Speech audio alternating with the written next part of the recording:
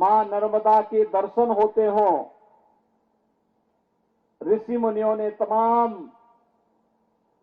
देवालय जहां स्थापित किए हों, उसे कोटि कोटि नमन करते हुए मैं आप सबका हृदय से अभिनंदन करता हूं। भाइयों बहनों,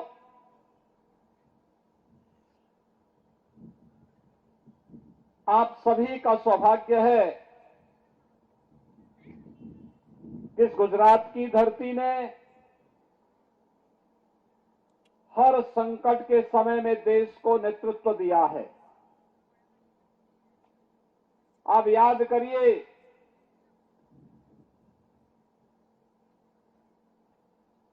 आजादी के उस आंदोलन की जब भारत के नागरिकों के मन में एक भाव पैदा हो गया था कि लगता है कि देश अब कभी आजाद नहीं हो पाएगा। आज से ठीक 100 वर्ष पहले राष्ट्रपिता महात्मा गांधी का नेतृत्व भारत को प्राप्त हुआ था। देश की आजादी को राष्ट्रपिता महात्मा गांधी के नेतृत्व में जब भारत ने लड़ा, सरदार वल्लभ भाई पटेल जैसे नेताओं का मैनपुरी में हालत खराब देख करके अब समाजवादी पार्टी को चाचा शिवपाल सिंह यादव की सुधा आई है। वरना शिवपाल सिंह यादव जी को ना आजमगढ़ के चुनाव में पूछा, ना गोला के उपचुनाव में पूछा, ना रामपुर के उपचुनाव में पूछा, बल्कि कुछ दिन पहले चिट्ठी जारी करके उनको स्वतंत्र कर दिया था। लेकिन अब जब चुनाव में इज्जत दांव पर लग गई है और ये जानते हैं कि जसवंत नगर में चाचा के बिना समाजवादी पार्टी की साइकिल का पेडल मारने के लिए कोई कार्यकर्ता भी ढूंढने नहीं मिलेगा, तब अब वो चाचा के पैरों में जाकर के गिर रहे हैं। लेकिन जो इस तरह से धोखों के सहारे रिश्तों को चलाने का प्रयास करता हो, उसके धोखे कब तक सफल होंगे? क्या चाचा शिवपाल सिंह यादव अपने अपमान को भूल करके समाजवादी पार्टी के साथ खड़े होंगे? ये सारा आने वाला वक्त बताएगा। लेकिन कितना भी प्रयास कर ले, कोई भी गठजोड़ बना ले, किसके भी पांव पर गिर जाए और किसी के सामने भी गिड़गिड़ा ले, इस बार चुनाव में पराजय सुनिश्चित है। लेकिन लौह पुरुष सरदार वल्लभ भाई पटेल की दूरदृष्टिता, दृढ़ इच्छा शक्ति के सामने अंग्रेजों के सारे षड्यंत्र फेल हो गए। 563 से अधिक रियासतें भारत गणराज्य का हिस्सा बनी और वर्तमान भारत एक बार फिर से दुनिया के सबसे बड़े लोकतंत्र के रूप में खड़ा हो गया, जिस लोकतंत्र ने हम सबको एक ताकत दी है। भारत का हर वयस्क मतदाता मतदान कर सकता है। ये ताकत भारत के लोकतंत्र को मिली है, जिस भारत गणराज्य को लौह पुरुष सरदार वल्लभ भाई पटेल ने अपने लौह भुजाओं से स्थापित किया था। और भाइयों बहनों, जब कांग्रेस के भ्रष्टाचार, अनाचार, अराजकता के कारण पूरा देश कहर रहा था, जब देश के नागरिकों के सामने संजस की स्थिति थी, अविश्वास का माहौल था, राजनीतिक नेतृत्व जब भारत के अंदर अविश्वास का प्रतीक बन गया था, उन स्थितियों में गुजरात के तत्कालीन मुख्यमंत्री और आज के दुनिया के सबसे लोकप्रिय नेता श्री नरेंद्र भाई मोदी जी को इस देश ने नेतृत्व दिया। और आज जब देश अपनी आजादी का अमृत महोत्सव मना रहा है, कितना सुखद संजोग है, कितना सुखद संजोग है भाइयों बहनों, कि 1947 में हो सकता है कांग्रेसियों ने आपके घर में तिरंगा नहीं लहराने दिया होगा, लेकिन प्रधानमंत्री मोदी जी ने आजादी के अमृत महोत्सव वर्ष में हर घर में तिरंगा लगाने का काम कर दिया है। और यही नहीं,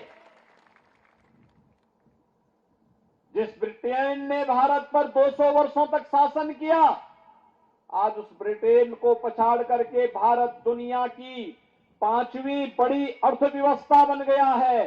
भाइयों बहनों, ये हर भारतवासी के लिए गौरव की बात है। और इसीलिए आज मैं आपके बीच आया हूं। मां नर्मदा देश की 7 पवित्र नदियों में गिनी जाती है।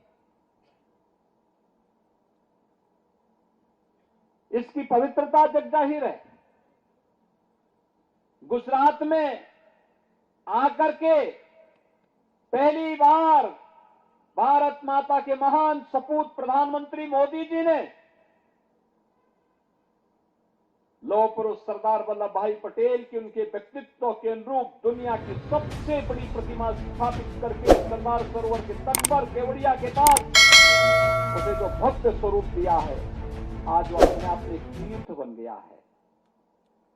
अपने महापुरुषों को सम्मान कैसे दिया जाता है, यह सीखना है तो प्रधानमंत्री मोदी जी के कार्यों से कांग्रेस सीखे।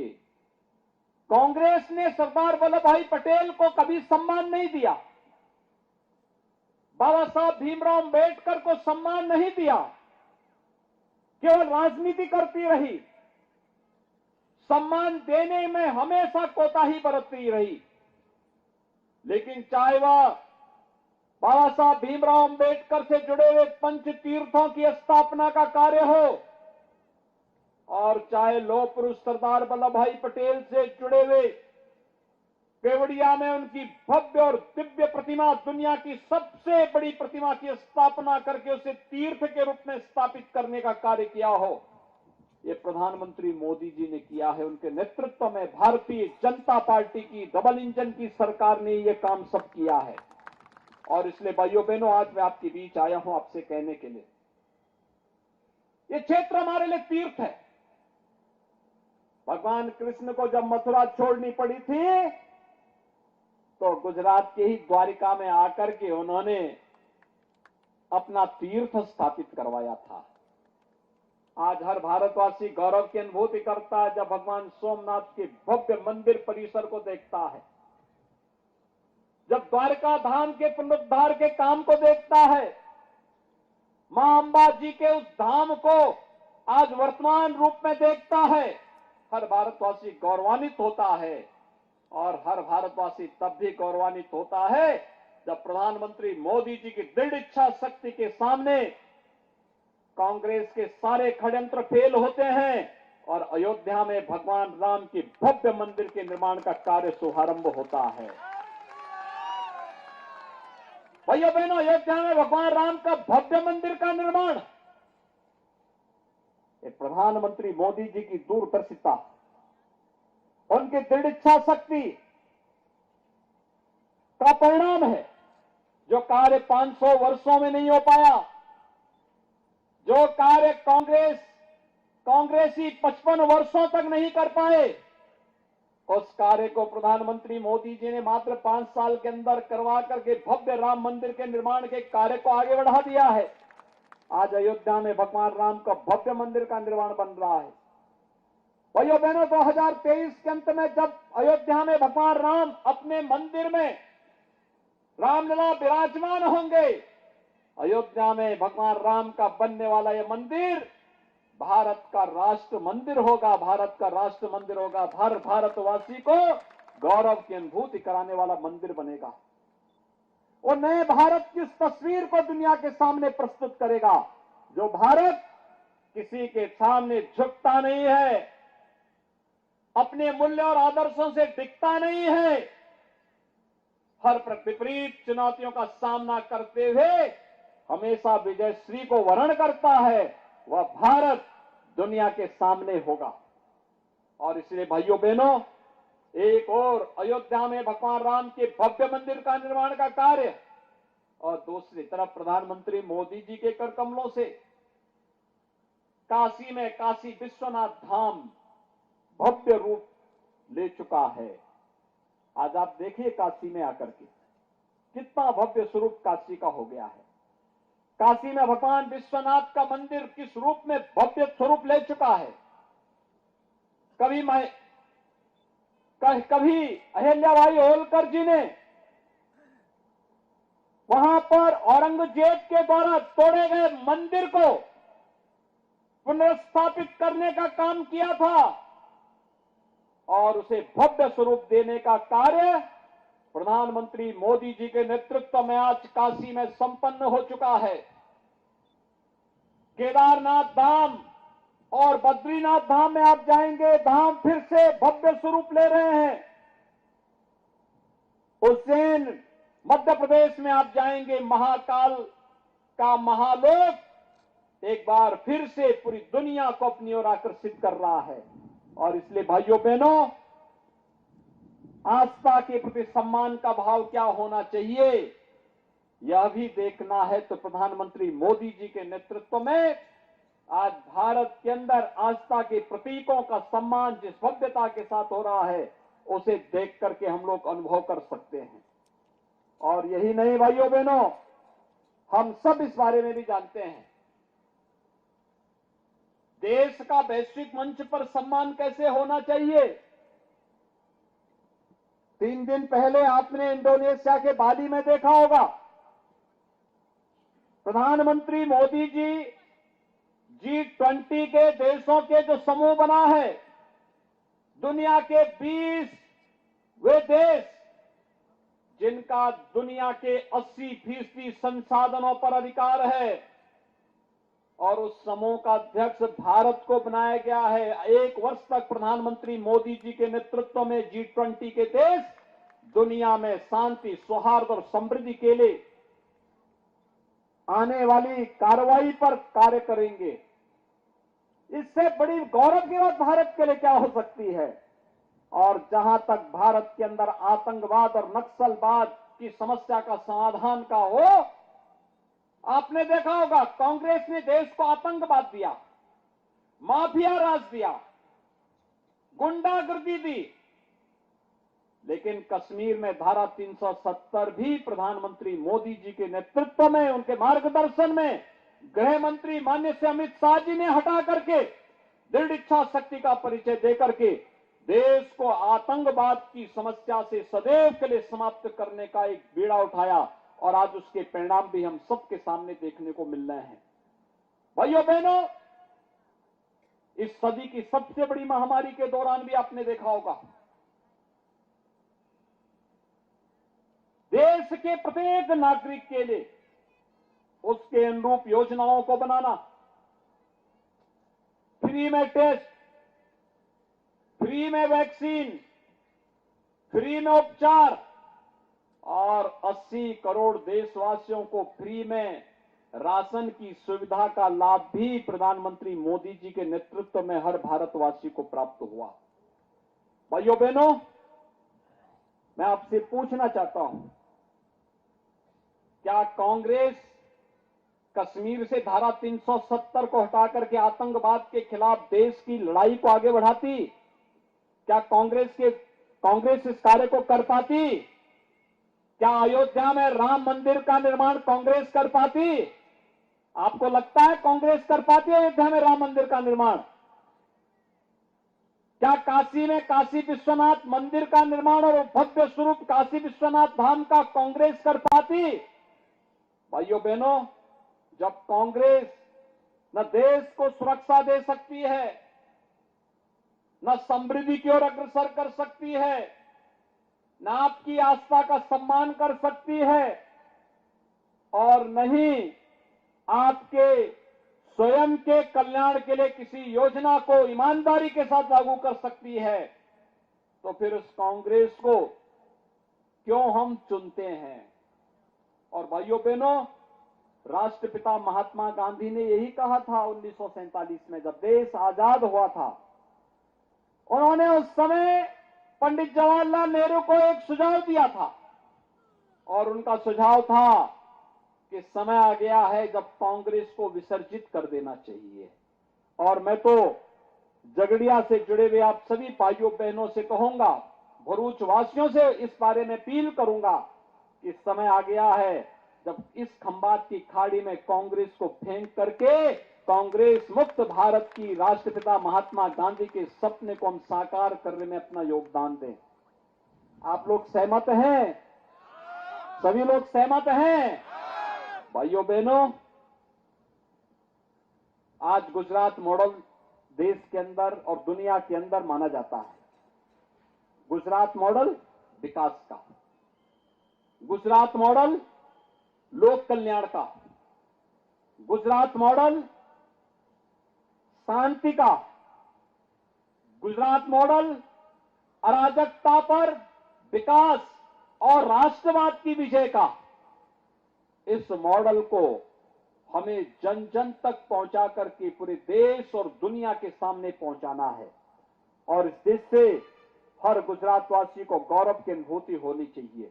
और मैं आप सबसे अपील करने के लिए आया हूं कि भाइयों बहनों, झगड़िया के सभी मतदाता भाइयों बहनों से, सभी भरूच के मतदाता भाइयों बहनों से मैं अपील करूंगा कि भारतीय जनता पार्टी के जितने भी इस क्षेत्र में, जितने भी इस जनपद में विधानसभा सीट हैं, उन सभी सीटों के बारे में हमें सोचना चाहिए।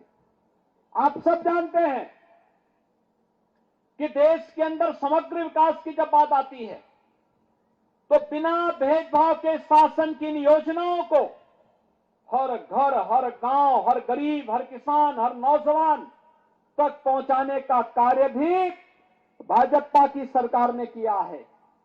अभी 15 नवंबर को हम लोगों ने देखा होगा, इस देश ने जनजातीय गौरव दिवस मनाया है। पहली बार ट्राइबल्स के लिए भी कोई दिवस है और उनको उनके हकों को उपलब्ध करवाने के लिए, उनके लिए वनाधिकार में संशोधन करने का कार्य हो, जमीन के पट्टे आवंटन का कार्य हो, उन्हें आयुष्मान भारत की सुविधा का लाभ देने का कार्य हो, उनके घर में बिजली पहुंचाने का कार्य हो, उन्हें आवास की सुविधा और शौचालय की सुविधा देने का कार्य हो। यह भी प्रधानमंत्री मोदी जी के नेतृत्व में और गुजरात के लोकप्रिय मुख्यमंत्री श्री भूपेंद्र भाई पटेल के नेतृत्व में डबल इंजन की सरकार इस कार्य को गुजरात के अंदर हर ट्राइबल तक पहुंचाने का कार्य की है, हर जनजातीय भाई के सामने पहुंचा के घर तक पहुंचाने का कार्य की है। ये जनजातीय गौरव दिवस 15 नवंबर की तिथि को महान स्वतंत्रता संग्राम सेनानी भगवान बिरसा मुंडा की स्मृतियों को ताजा बनाए रखने के लिए इस गौरव दिवस का आयोजन प्रधानमंत्री मोदी जी ने ही किया था और वही कार्यक्रम आज देश के अंदर हर एक क्षेत्र में इस कार्यक्रम को आगे बढ़ाने का कार्य हो रहा है। मुझे भी इस अवसर पर उत्तर प्रदेश के सोनभद्र जनपद में, जिस जनपद में 15 प्रकार की जनजातियां निवास करती हैं, उनके बीच में एक भव्य समारोह में जाने का अवसर प्राप्त हुआ था और मैंने देखा था कि प्रधानमंत्री मोदी जी के आने के बाद उन जनजातीय बंधुओं के बारे में कितनी योजनाएं उनके लिए चली। उनके लिए छात्रावास बन रहे हैं, फ्री एजुकेशन की व्यवस्था है, फ्री में हेल्थ की व्यवस्था है, उनके लिए आवासीय पट्टे उपलब्ध कराए जा रहे हैं, जमीन के पट्टे उपलब्ध कराए जा रहे हैं, उन्हें आवास फ्री में उपलब्ध करवाया गया है, उनके लिए रोजगार की तमाम सुविधाएं वहां विकसित की गई हैं। ये कार्य पहले भी हो सकता था, लेकिन भाइयों बहनों, कांग्रेस के पास न इस प्रकार की दृष्टि थी और न ही वह गरीबों का, दलितों का, जनजातियों का, वनवासियों का इनका उत्थान ही करना चाहती थी, क्योंकि कांग्रेस के लिए तो केवल अपने एक परिवार के बारे में सोचना और उनके हितों के लिए कार्य करना ही उनके लिए एकमात्र यही कांग्रेस का उद्देश्य रह गया है। और यही कारण है भाइयों बहनों, यही कारण है कि राष्ट्रपिता महात्मा गांधी को भी कहना पड़ा था, आजादी के बाद वो जानती थी कांग्रेस अब भटक चुकी है, अपने मार्ग से भटक जाएगी और इसीलिए उन्होंने कहा था कि इस कांग्रेस को विसर्जित करिए। मेरी आप सबसे अपील है कि भाइयों बहनों, भारतीय जनता पार्टी 7वीं बार गुजरात के अंदर फिर से सरकार बनाने जा रही है, स्वतंत्र रूप से सरकार बनाने